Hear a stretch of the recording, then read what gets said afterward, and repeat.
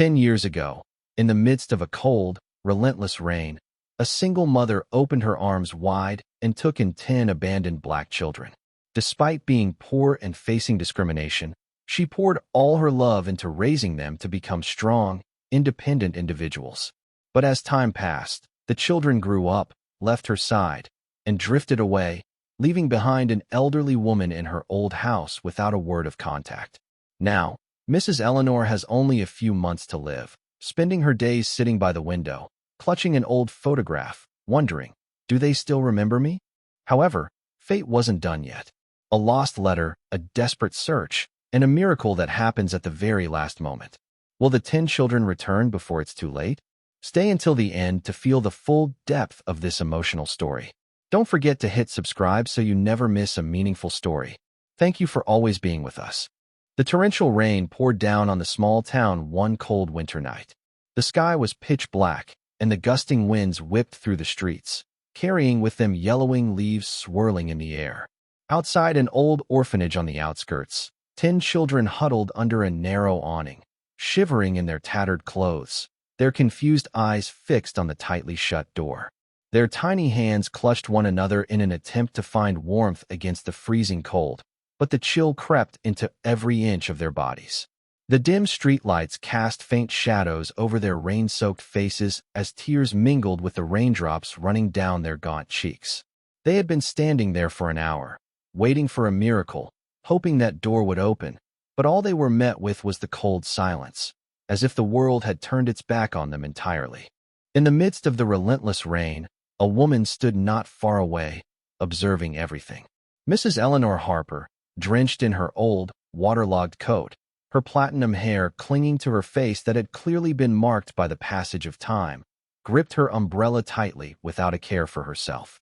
Her deep blue eyes never left those poor children, her gaze filled with unbearable sorrow. She didn't know where they came from or why they had been abandoned on this cold, rainy night. But one thing she knew for certain. If no one helped them, these children might not survive the night.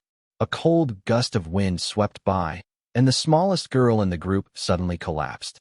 Mrs. Eleanor froze, her breath catching in her throat. That was the moment she knew she could no longer hesitate. She walked forward, ignoring the murmurs of the passers-by who were watching with curious yet hesitant eyes. Some stopped, looking at her with confusion, while others shook their heads and walked away as if unwilling to get involved. A middle-aged man in a raincoat standing nearby softly remarked, "You should think carefully. Those are 10 children. Are you sure you can care for all of them?" Another woman sighed, pulling her coat tighter around her, her voice filled with sympathy. "They're not like you. They'll be stigmatized, and you'll get caught up in it too. Society won't accept it." But Mrs. Eleanor didn't respond. She simply walked faster, approaching the shivering children and then kneeling down before them.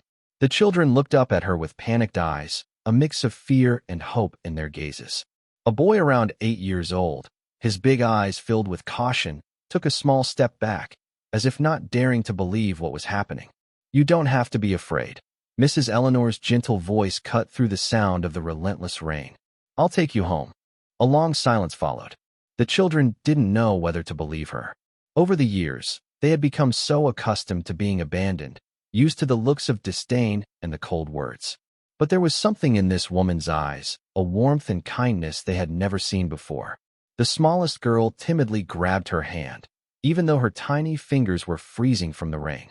Mrs. Eleanor stood up and extended her hand, waiting. 1 second, 2 seconds, and then the boy from earlier was the first to take her hand. The other children looked at one another, then one by one, they reached out, holding each other's hands, clutching onto her as if she were the last ray of hope. Without hesitation, Mrs. Eleanor took off her coat, wrapped it around the smallest girl, and then gently guided each child away from the cold awning. The rain still fell, but this time they were no longer alone. As Mrs. Eleanor walked with the children, the whispers behind them slowly faded. Some shook their heads, some were surprised, but no one stopped them. They knew from this moment on, the lives of those 10 children would never be the same again. And with that moment, Mrs. Eleanor Harper's fate had also taken a turn down a road no one could predict. The first days after Mrs. Eleanor brought the 10 children home were nothing short of difficult. The small house, which had been enough for just one person, now seemed overwhelmingly cramped with 11 people living in it. Each morning, the little kitchen was filled with the sound of laughter and the scurrying feet of children running around. Yet it was also the place where rushed mornings unfolded when there was never enough food to go around. Mrs. Eleanor spent her last few coins to buy milk, bread, and some fruit, but still, there were days when the children only had thin porridge to eat. Each day, she would stretch her limited resources to the breaking point, trying to provide for them with what little she had left. The constant judgment from others was even harder to bear. Neighbors looked at them with scrutinizing eyes, their whispers growing louder as time passed. "Who does she think she is?" one woman would whisper as she watched Mrs. Eleanor lead the children down the street. "Adopting 10 black children? They'll only bring trouble." The children, though still so young, could sense the coldness of those gazes. Naomi, the strongest among them, would hold Aaliyah's hand tightly, not allowing her to look down in shame from the cruel words that followed them. Michael, the eldest boy, would always step forward, placing himself between his siblings and the harsh world outside. His 10-year-old eyes had become hardened with the weight of responsibility. Despite this, Mrs. Eleanor remained resolute. "We are a family," she would tell them, "and no one can take that away from us." But just when it seemed like they might catch a break, reality hit them harder than ever. Mrs. Eleanor lost her job as a housekeeper simply because she no longer met the standards of the family. Her clients, who once hired her to cook and clean, gradually stopped calling. "We don't want to be involved with this," one of them said bluntly. Mrs. Eleanor knew that the reason wasn't the quality of her work, it was the children she had taken in. She could no longer afford the bills, and as her savings dwindled, she had no choice but to sell the most precious items she had left, her old books, a cherished necklace that had belonged to her mother, and eventually, even the old house she had called home for so many years. The family moved into a much smaller house, one that was dilapidated and leaky. The roof leaked every time it rained, and the kitchen never had enough firewood to cook during the cold winter months. It seemed like every corner of their lives had been touched by hardship. And yet, despite all this, the love within their home continued to grow stronger every day. Naomi, who was always the first to jump into action, would stay up all night when Mrs. Eleanor got sick, tending to her, making sure she had hot tea and blankets. When Jerome, the weakest of the group, developed a fever, Daniel, despite his own hunger, would sneak the last of his food to him, knowing his little brother needed it more. When Samuel became sad because of the teasing at school, Aaliyah would hold him close, singing the lullabies Mrs. Eleanor used to sing to calm them down. One night, the electricity was cut off because Mrs. Eleanor could no longer afford the bills. The house was plunged into darkness, but no one complained. They simply looked at each other, and in a quiet moment of resilience, Elijah piped up, "Let's make this night special." He led the group outside into the backyard, where they gathered the last few twigs they could find and made a small fire. As Mrs. Eleanor watched them huddled around it, the flickering light cast shadows on their faces, faces that were still so young, but full of an unshakable strength. She realized then that the fire they had made didn't just banish the darkness of the night, but it also ignited the love in their hearts. As the fire crackled, Michael, with his steadfast gaze, stood up first. "Let's make a promise," he said, looking at each child in turn. Everyone went silent, waiting for him to speak. Though only 10 years old, Michael had taken on the role of protector for the family. He wasn't Mrs. Eleanor's biological son, but he had learned to love her as if she were his real mother. He looked at her for a long moment before speaking again, his voice steady. "If one day Mom needs us, no matter where we are, we will come back." That promise echoed into the night, the warmth of the fire glowing against their faces, embedding itself in the hearts of everyone present. Hope, the youngest at just 4 years old, repeated those words in her innocent voice, her small hands clutching the hands of her siblings, determined to keep that promise in her heart. They had all made a pact, one that they didn't even need to speak out loud, but the sincerity in the moment was undeniable. This was their family, and no matter how hard life got, no matter what the world threw at them, they would have each other. Mrs. Eleanor looked at them, her heart swelling with emotion, and she realized something in that moment. She wasn't just a caretaker for these children. She had become their mother, and they were her children in every way that mattered. She didn't know what the future held for them. She didn't know if they would remember the promise they had made that night as they grew older. But in that instant, she knew one thing for sure. She was no longer alone. A family had been born from love, and that love was more than enough to overcome the harshest of trials. The fire continued to burn, its light shining brightly in the cool night, symbolizing the resilience, the hope, and the unwavering love that defined them. That simple promise, spoken under the stars, had forever marked their hearts. And though no one could know what the future held, what challenges lay ahead, one thing was certain. Together, they would face it all. Together, they were unstoppable. The years passed by, and the 10 children, once skinny and shivering in the cold, grew up under the loving care of Mrs. Eleanor. Though life was never easy, and they faced countless harsh gazes from society, Mrs. Eleanor never let them feel a lack of love. Every day, she woke up before the sun, preparing the simplest breakfast but the best she could manage, and mending old, worn-out clothes to make sure the children looked presentable for school. As the children grew, each one developed their own personality and dreams. Michael remained the responsible eldest, always looking after his younger siblings as a second father figure. Naomi was strong and fearless, always standing up against discrimination at school. Daniel was clever and quick, always finding ways to help Mrs. Eleanor through difficult times. Jerome was no longer the weak boy he once was, but he still sought comfort in his mother whenever he felt unsure. Aaliyah loved to sing, soothing Mrs. Eleanor to sleep with warm melodies every night. Samuel still had that mischievous spark, but now he thought more about his family. Elijah quietly painted, capturing the moments of love they shared in their small home. Caleb followed Michael around, hoping to one day be as strong as him. Grace still believed in fairy tales, and Hope, the youngest, kept her innocent smile just like when she was little. Despite their poverty, Mrs. Eleanor never allowed the children's education to stop. She worked every kind of job, cleaning, cooking, doing laundry, and even sewing at night, just to have enough money to pay their school fees. There were nights when the children woke up in the middle of the night to find Mrs. Eleanor still sitting by the old table, her tired eyes focused on the work, stitching under the yellow light. Mrs. Eleanor knew that education was the only way for the children to escape the cycle of poverty that society had imposed on them. As the years passed, one by one, each child left the small house to pursue their own dreams. Naomi was accepted into a prestigious university. Daniel received a full scholarship for engineering. Michael enlisted in the military, carrying with him gratitude and a strong resolve to protect the weak like his mother. Elijah went to an art school, bringing with him the paintings he had made of their family. Samuel became a journalism student, determined to tell the stories of those forgotten by society. One by one, the children left, carrying with them the love and lessons Mrs. Eleanor had devoted her life to teaching. And then the little house, once so full, suddenly seemed too big. Meals were no longer filled with laughter, the bunk beds were empty, and the small shoes no longer piled up by the door. Mrs. Eleanor stood at the doorstep, watching the cars drive away, her heart filled with both happiness and an overwhelming emptiness. At first, the children still sent letters regularly, called to check in, and some even saved money to send to her. But as life moved on, they became consumed with their studies, their first jobs, and new relationships.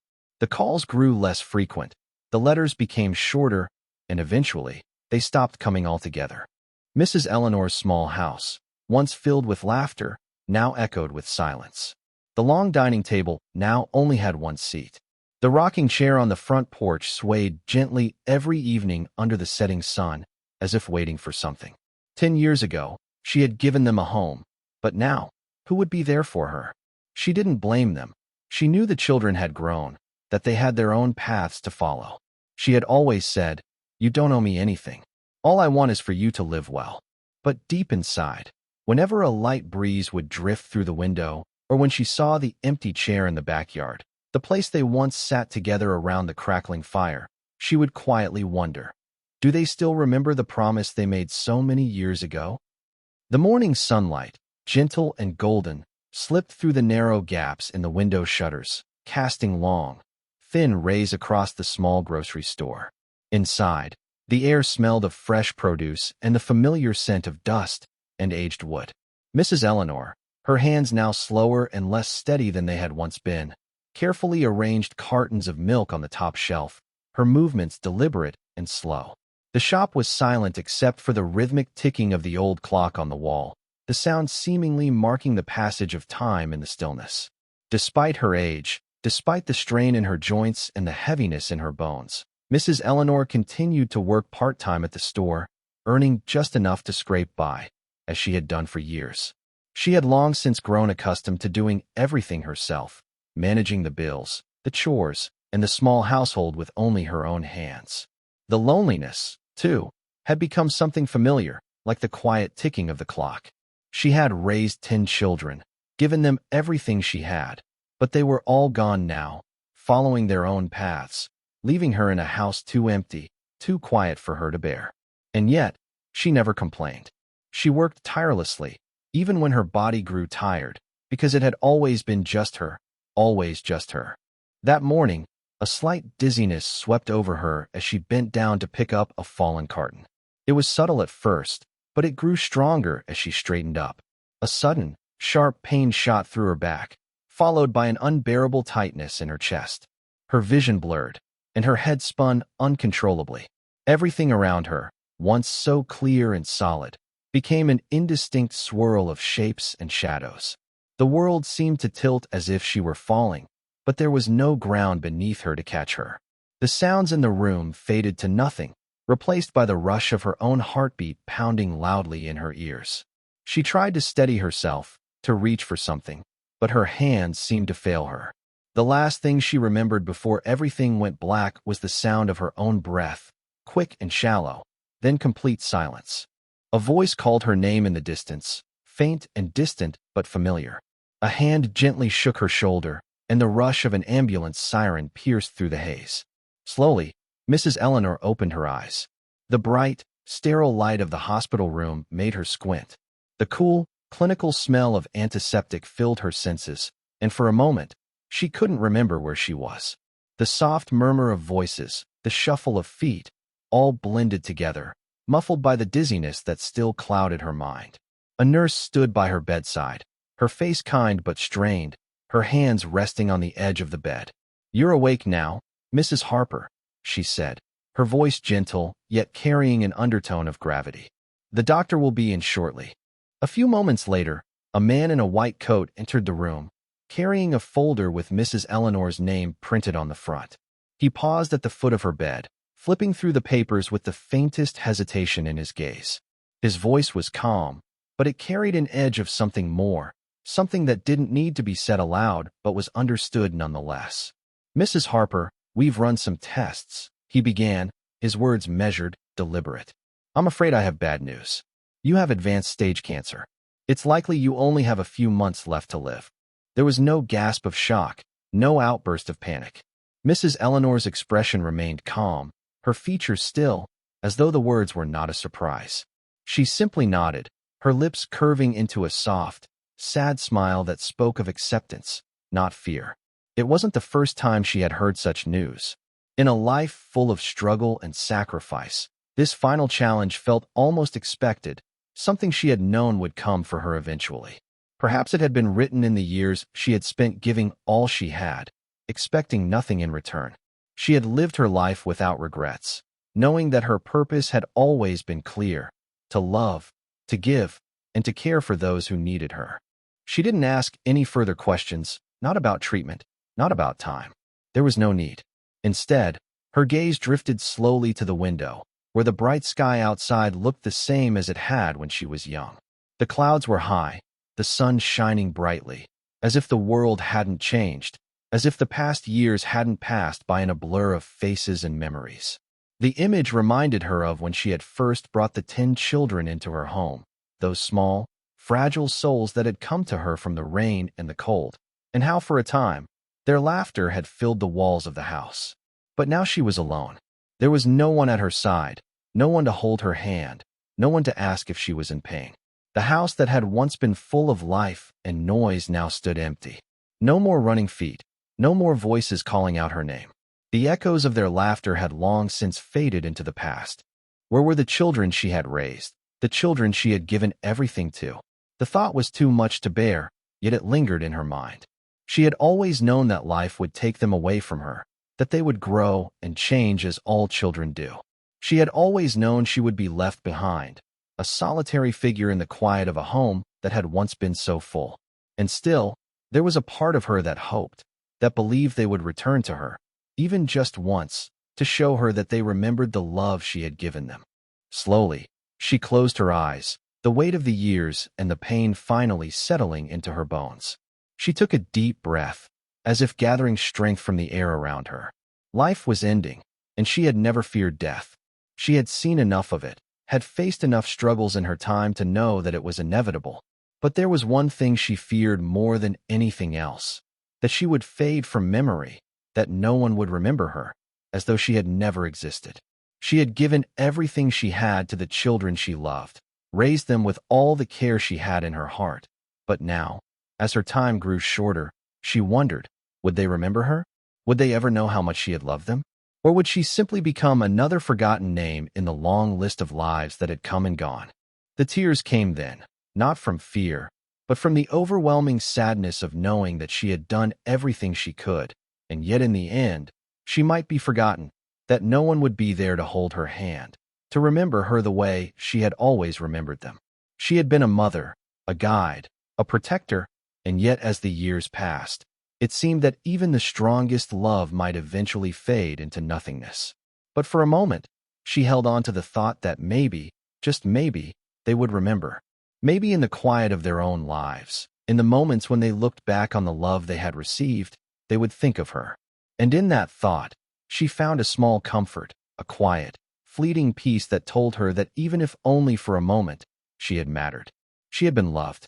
In the days after leaving the hospital, Mrs. Eleanor tried to live as if nothing had changed. She didn't tell anyone about her illness, nor did she seek help from anyone. But her body could not hide the truth. Every day that passed, the coughs became longer, every step she took grew heavier, and the pain crept into her bones, leaving her drained after just a few hours of work. She clung to her job at the grocery store, but the store owner quickly realized that she no longer had the strength to continue. "Mrs. Harper, I'm sorry, but perhaps you should rest," the owner said softly, though her eyes clearly conveyed the finality of the decision. With no other choice, Mrs. Eleanor had to leave the only place that had helped her earn a living. Her savings were nearly gone. The bills, electricity, rent, piled up one after another. One day, she opened the mailbox and found an eviction letter. "We regret to inform you that your payment is overdue.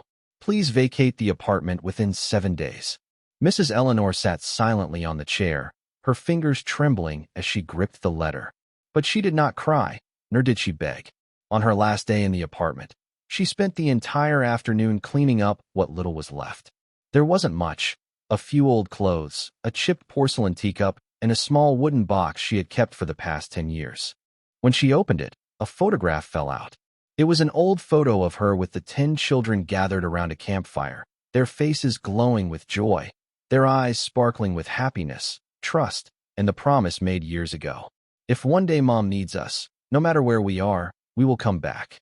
Mrs. Eleanor ran her thin fingers over the photo, her eyes blurring with tears. 10 years had passed.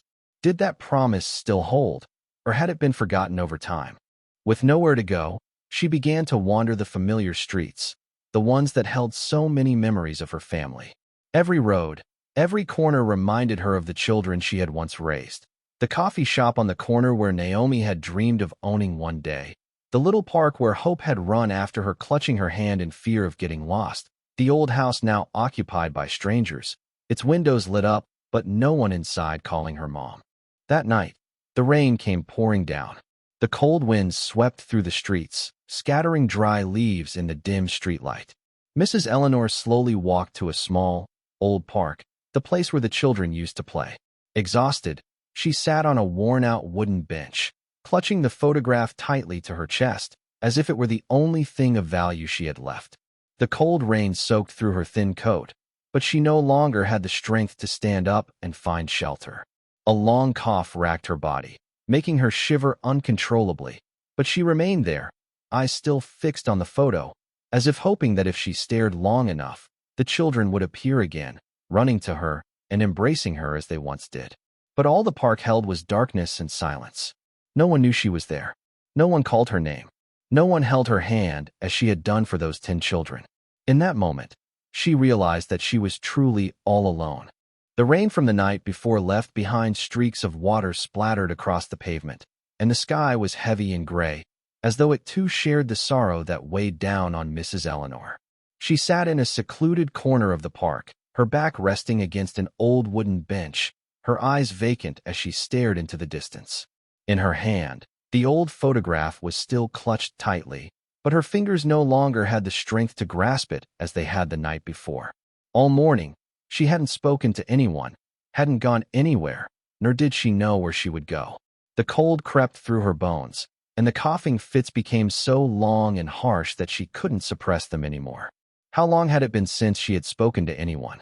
How long had it been since she had heard the word mom spoken to her? Her frail, trembling hand searched through her coat pocket, pulling out an old pen and a crumpled piece of paper. Mrs. Eleanor decided to write a letter. To my beloved children, I don't know when you will read this letter, or perhaps you may never read it, but I still want to write it because I fear that if I don't, the things I wish to say will be buried forever in silence.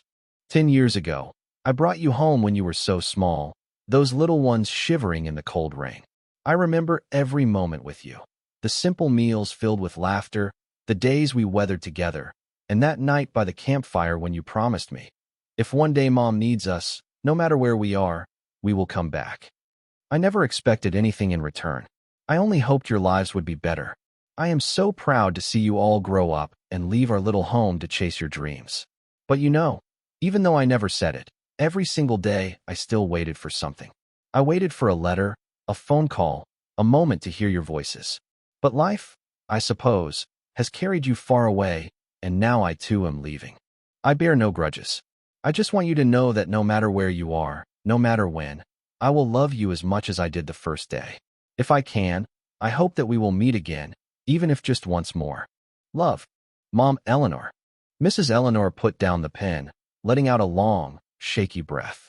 But when she looked back at the letter, her vision blurred as tears involuntarily fell. Would any of them remember her? Would this letter even matter? Or would it too be forgotten, like the life she had lived?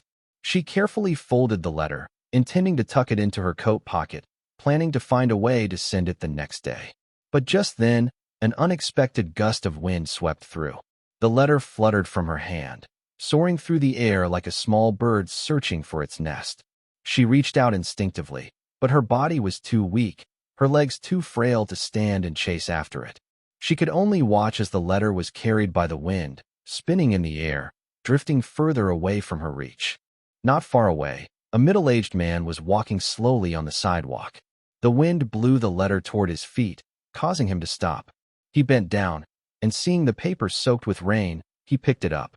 As he opened the crumpled piece of paper, his eyes paused at the words, "To my beloved children." A strange feeling washed over him as he read each line. He didn't know who Mrs. Eleanor was, nor did he know where the writer of this letter was. But one thing was certain.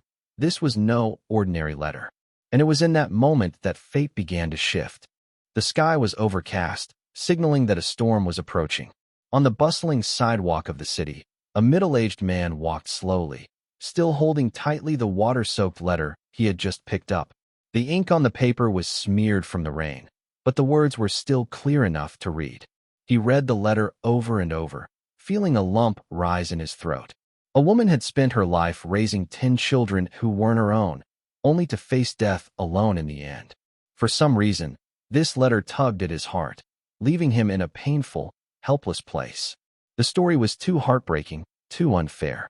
After a few seconds of hesitation, he pulled out his phone, snapped a photo of the letter, and posted it on social media with a short but powerful message that would move thousands of hearts. 10 years ago, a woman saved 10 abandoned children. Now, as illness comes, she is all alone. If anyone knows these children, please tell them their mother is waiting. Within hours, the post went viral, hundreds, then thousands of shares. In the comments section, people expressed their anger and sorrow. How could a mother like this be forgotten? One person wrote. I hope those children see this and come back, another expressed. But among the thousands of people scrolling through the post, there was one who stopped. His hand instinctively tightened around his phone. His eyes were glued to the photo of the crumpled letter, and then suddenly his heart stopped when he saw the first line. To my beloved children. He scrolled quickly to the bottom of the letter, and when he saw the signature, Mom Eleanor, his breath caught in his throat. His whole body trembled as memories he thought he had buried long ago resurfaced, overwhelming him like a powerful wave. He stood up suddenly, knocking his chair back, causing a few people in the cafe to glance over at him. His hands shook as he opened his contact list and tapped the number he had long forgotten. But when the phone began to ring, he froze. Would the number still be active? Would she even remember him? He bit his lip, his heart racing in his chest. And then the worst thing happened. The voice on the other end of the line told him the number was no longer in service. His breath quickened, and his palms began to sweat. Mom Eleanor. How many times had she called him before, and he didn't answer? How many letters had she sent that he never read? And now, when she needed him the most, he couldn't reach her. There was no time to waste. He opened his phone, created a new group chat, and began typing. We have a big problem. Mom Eleanor is dying. She wrote us a letter. He hit send. He waited, his heart pounding, unsure of who would respond or whether the siblings he hadn't spoken to in years would even remember one another. 3 seconds, 5 seconds, 10 seconds. Then a message popped up. Then 2 more, and 3. Within 15 minutes, 10 people, once children who had promised each other under the campfire's light, were speaking to each other for the first time after years of separation. And this was the beginning of a race against time, a race to keep a promise that seemed to have been forgotten. The phone screen lit up as one by one. Each person joined the video call. 10 faces, once as close as siblings, now appeared in small windows on the screen. But these weren't the children who had once held hands in the rain or gathered around the fire. They were adults, each with their own life, with worry lines etched across their foreheads. The distance between them wasn't just physical. It was the years of silence and disconnection that had grown between them. Michael was the first to speak. Has everyone read the message? Mom Eleanor is dying. We have to go back. His voice was deep and firm, just like how he had always protected the group when they were children. Naomi immediately nodded, her eyes unwavering. I'll be there right away. Nothing is more important than Mom right now. Caleb and Hope echoed the sentiment, agreeing without hesitation. We can't leave her alone, Hope said, her voice trembling but resolute. But not everyone shared the same conviction. Samuel furrowed his brow, letting out a soft sigh. We've been gone too long. I'm not sure if we go back now, will it even matter? If she truly needed us, why hasn't anyone reached out before? A heavy silence filled the call. Aaliyah bit her lip, her voice barely audible as she spoke. Maybe she's accepted the truth that we've all moved on. Daniel crossed his arms, his gaze uncertain. I don't know. I have a big project I'm working on, and if I leave now, I might lose my opportunity. Elijah remained silent, his eyes distant as though contemplating something deeper. Jerome lowered his head, his hands clenched tightly, but offering no words. Naomi tightened her fist, her voice full of emotion yet tinged with anger. Don't tell me you've all forgotten that night. The night we gathered by the campfire and promised each other that if Mom ever needed us, no matter where we were, we would come back. No one responded. Some lowered their eyes. Others avoided her gaze. Hope's voice broke the silence, soft yet piercing, striking deep within each of them. If we don't go back now, when will we? Her words lingered in the air, leaving everyone in quiet contemplation. Not everyone was ready to abandon the lives they had built, but deep down, they all knew that if they waited too long, it might be too late. The atmosphere in the video call grew more tense than ever. A heavy silence settled as everyone realized that not everyone was ready to return. There were averted eyes, furrowed brows, and heavy breaths that could be heard through the screen. No one dared to speak further until a voice full of anger broke the silence. Naomi, who had always been the strongest in the group, stared directly into the screen, her eyes filled with disappointment. We promised. She spat each word, her voice full of pain mixed with fury. We stood by the fire that night, hand in hand, and swore that if one day Mom needed us, no matter where we were, we would come back. And now, when she is dying, you're hesitating? She no longer tried to hold back her emotions. The resentment that had been building for years finally spilled over. Samuel furrowed his brows, crossed his arms, and immediately shot back. Naomi, don't act like this is simple. We've grown up. We all have our own lives now. We can't just drop everything and rush back. He sighed, his voice tinged with frustration. We're not the children we once were. What will coming back change? Will it make her better, or is it just so we can ease our own guilt? Samuel's words cut into the hearts of the others like a knife. A few nodded in agreement, but others' eyes flashed with anger. Michael, who had always maintained a calm demeanor, couldn't hold it in any longer. You really think that way? His voice was deep, but there was a sharp edge to it. Who are we today? Because of whom? Who raised us? Who went hungry to feed us? And now, when she needs us the most, you're asking what good it will do to come back. Samuel turned his face away, silent. He knew Michael was right, but his pride prevented him from admitting it so easily. Elijah, who seldom spoke, finally chimed in, his voice soft but powerful enough to make everyone pause. Maybe coming back won't change anything, but if we don't, we'll regret it for the rest of our lives. Once again, silence filled the call. Each person was lost in their own thoughts. Some were still hesitant, others were ready to go. But everyone knew one thing. Time was running out, and if they hesitated any longer, they might lose this chance forever. The tension in the video call remained thick, but time didn't wait for anyone. Michael clenched his fist, then looked directly into the screen, his voice decisive. I'm going back. I don't care who comes with me, but I won't let Mom Eleanor go alone. Naomi immediately nodded. I'll go too. Without hesitation, Caleb and Hope quickly agreed, because in their hearts, Mom Eleanor had never been a thing of the past. Aaliyah swallowed nervously, her voice shaky but certain. I'll go. I can't let her go without seeing us one last time. Daniel sighed, his hand gripping the phone tightly. He knew he might lose a big opportunity in his career if he left now, but as he looked at the familiar faces, memories of the days when Mom Eleanor had worked so hard for them resurfaced. Damn it, I'll make arrangements to go back. Elijah nodded without hesitation, and Jerome, though still with his head bowed, finally spoke quietly, I'll go. All eyes turned to Samuel and Grace, the two still hesitating. Grace looked down, her heart filled with conflict.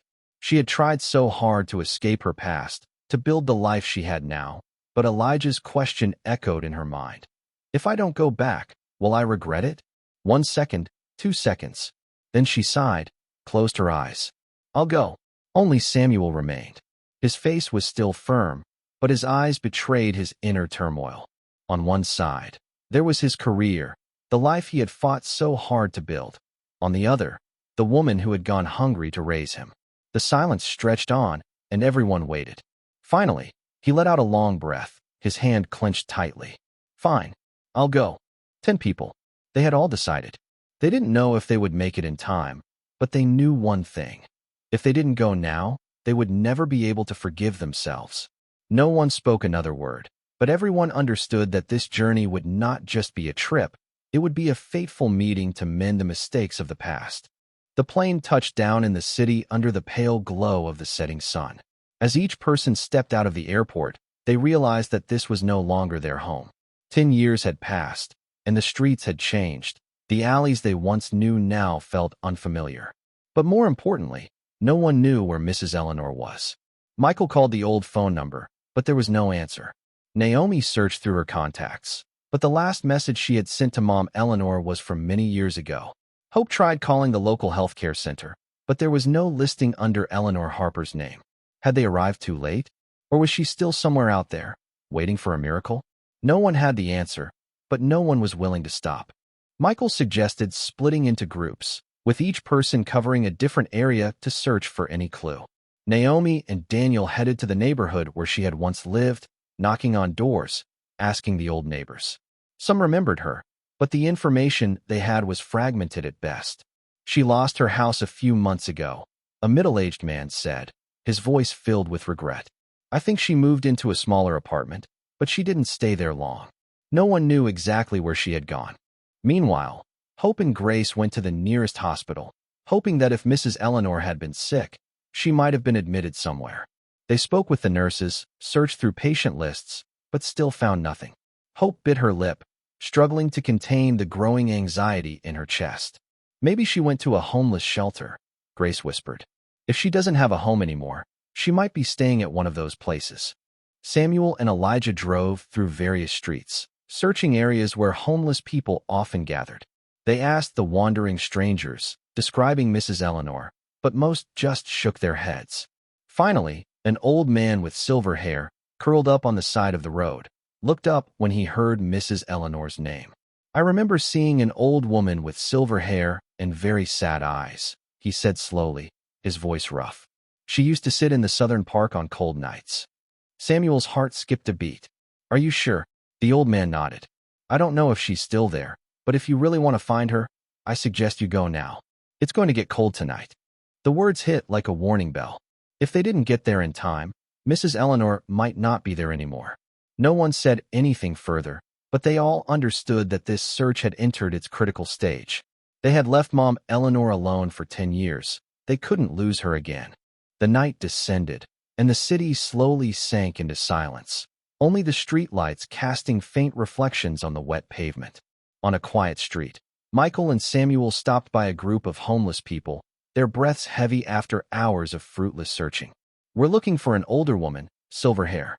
She might be wandering around here, Michael said, his voice urgent. Her name is Eleanor Harper. The homeless people looked at each other. Some shook their heads, others remained silent. Then a thin man dressed in tattered clothing slowly edged forward. He bent down, whispering as if afraid anyone might hear. I don't know her name, but I saw an old woman with very sad eyes. She used to sit at the end of the street, near the bench under the old maple tree. Samuel's heart raced, his eyes wide. Are you sure? Is she still there? The man shook his head. I don't know, but I saw her there last night. With the cold like this, I'm not sure how much longer she can stay outside. Without another word, Michael turned on his heel, pulling out his phone and calling the others. We may have found her, he yelled into the phone, his voice a mix of anxiety and excitement. The park at the end of the street. Meet us there now. Naomi, Hope, Caleb, and the others immediately grabbed their things and rushed out, taking taxis or the nearest ride to the park. Everyone's heart felt like it was about to explode. A deep sense of dread ran down their spines, their minds racing with endless questions. Would they get there in time? Would Mom Eleanor still be there? Could they keep the promise they made so long ago before it was too late? Samuel and Michael ran down the sidewalk, their hurried steps echoing in the quiet night. The cold wind stung their faces, but they didn't care anymore. The whole group was on their way, each passing second like a sentence hanging over them. In the distance, the park slowly appeared through the darkness. Empty benches scattered about, the streetlights casting faint streaks of light across the wet grass. Samuel held his breath, his eyes scanning, searching.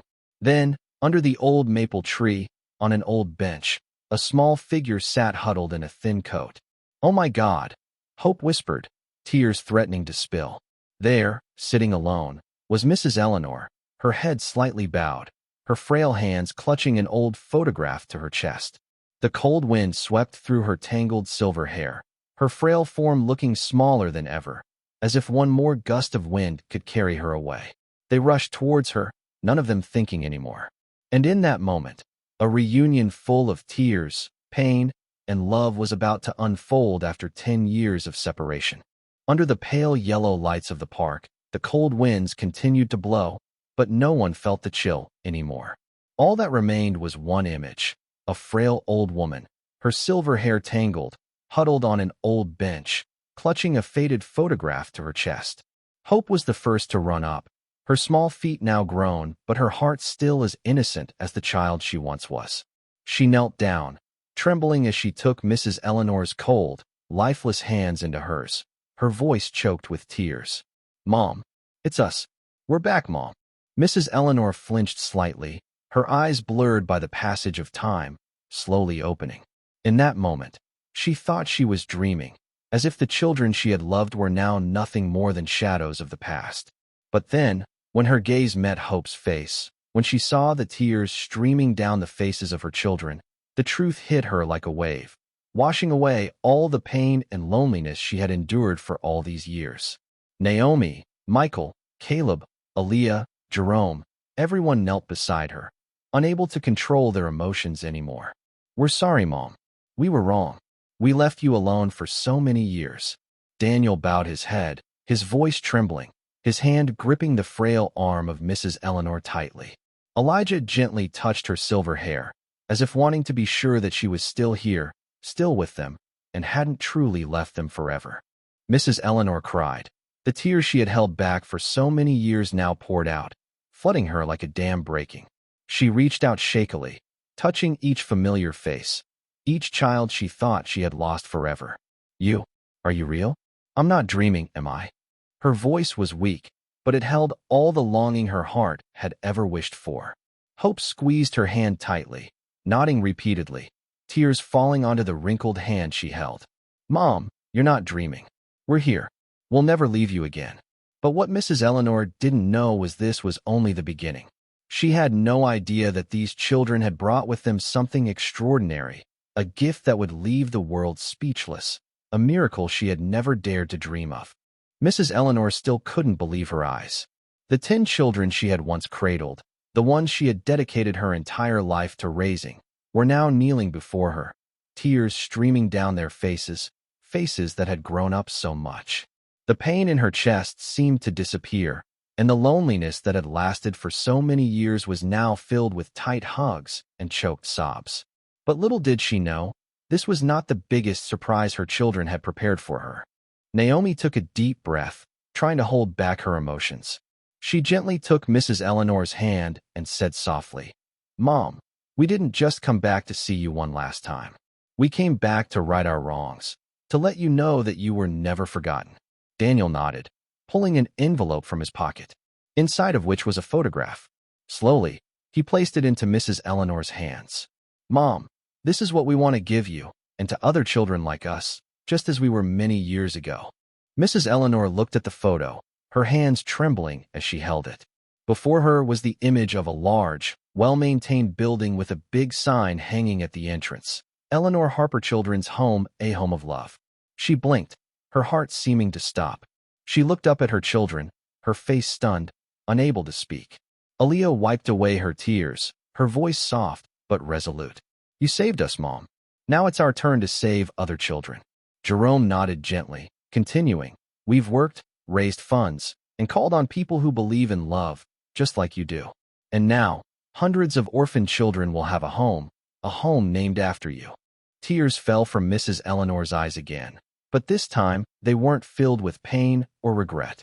They were tears of an overwhelming joy, something she had never dared to dream of. "Mom, I don't know what to say." Her voice cracked, her hands trembling as she touched each familiar face before her. Michael placed his hand on her shoulder, smiling with pride. "You taught us that everyone deserves a family. Now, because of you, many other children won't have to grow up alone." A gentle breeze swept through the park, but this time it wasn't cold. It carried with it something warm, a sense of completeness, of a promise kept. And in that moment, amidst the tears of joy and the tight embraces, Mrs. Eleanor realized that the love she had given away had never truly disappeared. It had only come back, greater and stronger than ever. After the tears of reunion had dried, after the tight hugs had passed on the warmth of love, the children took Mrs. Eleanor back to the hospital for a checkup. She no longer resisted. She no longer felt alone in this battle. She had her family back. When the doctor entered the room, he paused, staring at the file in his hand before looking up at Mrs. Eleanor. His face showed astonishment, which he could not hide. He looked up, his eyes scanning the room, and spoke in a voice that trembled with disbelief. "Mrs. Eleanor, I don't understand what's happening, but your condition. It has stopped progressing." The room fell silent. Her children exchanged stunned glances, unable to believe their ears. Naomi widened her eyes, and hope covered her mouth, tears beginning to stream down her face again. Mrs. Eleanor sat there, speechless, unable to comprehend what she had just heard. "You mean, I'm not dying anymore?" Her voice was faint, but it carried a fragile hope. The doctor nodded, still in shock. "Your cancer, in its advanced stage, should have spread by now. But somehow it has stopped.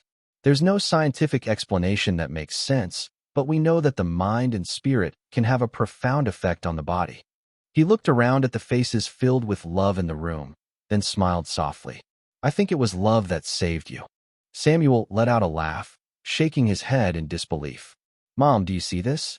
In the end, you're the one who taught us about miracles, but you never believed it could happen to you. Daniel nodded, his eyes lighting up. Spirit, love, and family. That's the miracle, Mom. For the first time in years, Mrs. Eleanor laughed, a genuine smile, no longer one hiding the pain. She took each of her children's hands, her gaze tenderer than ever. You've come back. You kept your promise. For me, that's enough. But the story didn't end there. A few months later, Mrs. Eleanor's health continued to improve. She was no longer a woman living alone in the shadows of the past. Now, she was a symbol of compassion and inspiration to countless people out there. The children's home, named after Eleanor Harper, not only became a refuge for homeless children, but also a testament to the power of love and gratitude. The media began to write about her, about the story of 10 abandoned children and the woman who saved their lives. Strangers came to her simply to thank her for what she had done. Volunteers arrived at the center, philanthropists donated, all of them caught up in the power of this story of compassion. And most of all, Mrs. Eleanor was no longer alone. Every morning, she woke up in a house full of laughter. The children in the center ran up to hug her like a real grandmother. Her adopted children, now grown, still came by every week, bringing stories of their lives, warm hugs, cozy dinners, and late-night conversations. Mrs. Eleanor sat in the wooden chair in front of the center, watching the children play, watching the sunlight pour down onto the porch where her children had once sat. Her heart was lighter than ever. 10 years of waiting, 10 years of loneliness, but in the end, love had returned. And she knew that love would live on forever, even when she was no longer here. Life is not always filled with light. There will be times when we get swept away by the current of life, forgetting the most important things. But love never fades. It is only waiting to be rediscovered. Don't let busyness make you forget those who love you most. Success, fame, and money can wait, but time with loved ones does not. There are missed calls that will never be returned, family dinners that will never be shared again. Don't let promises become unfinished chapters in your life, because some things, once lost, you may never have the chance to fix. Gratitude is the greatest power in life. If you've ever received help, remember to pass it on to others. A small gesture, the right words at the right time, a sincere hug, these can change a life. Live with your heart. Love as if today is the last day you have to do so. Sometimes, even the simplest words or actions can create a miracle. When you give true love, you will receive more than you ever expected. Are you cherishing the people around you? Don't wait until it's too late to realize how important they are to you. Spend time with them today. Make that call. Go home. Say the words you need to say while you still can. If this story has moved you, share it with those you cherish. And don't forget to hit subscribe to not miss the next touching and meaningful stories. Thank you for being with us, and keep spreading love.